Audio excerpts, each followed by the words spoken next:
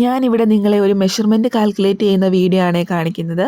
Chest അളവ് 28, waste അളവ് 25, seat അളവ് 29 വരുമ്പോൾ ഞാൻ ചെസ്റ്റിൻ്റെ അടുത്ത് 4 ഇഞ്ചും വേസ്റ്റും സീറ്റും എന്നീ അളവുകളിൽ 2 ഇഞ്ചും ലൂസ് കൂട്ടി.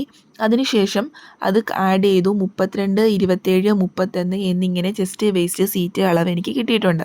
അപ്പം നമ്മൾ സാധാരണ തുണി വെട്ടുമ്പോൾ ഇതിൻ്റെ 4/1 കാൽക്കുലേറ്റ് ചെയ്യുന്നത്. അപ്പോൾ ഈ 4/1 കാൽക്കുലേറ്റ് ചെയ്യാനായി അറിയാത്തവർക്ക്, മനക്കണക്ക് കണ്ടുപിടിക്കാൻ അറിയാത്തവർക്ക് വേണ്ടിയുള്ളതാണേ. അപ്പോൾ നമ്മുടെ ടേപ്പ് എടുക്കുക, എത്ര അളവാണ് വേണ്ടത്. എനിക്കിവിടെ ചെസ്റ്റ് 32 അത് നേരെ പകുതിയായിട്ട് മടക്കുക.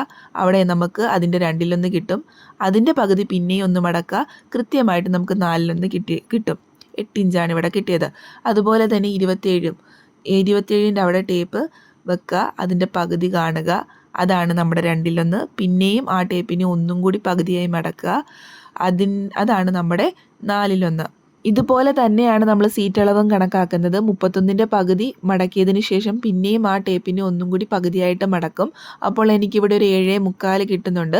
മെഷർമെൻറ്റ് മനക്കണക്കായിട്ട് ചെയ്യാൻ പറ്റാത്തവർക്ക് വേണ്ടിയാണ് ഈ വീഡിയോ. നിങ്ങൾക്ക് വളരെയധികം ഉപകാരപ്പെടുമെന്ന് വിശ്വസിക്കുന്നു. Thank you.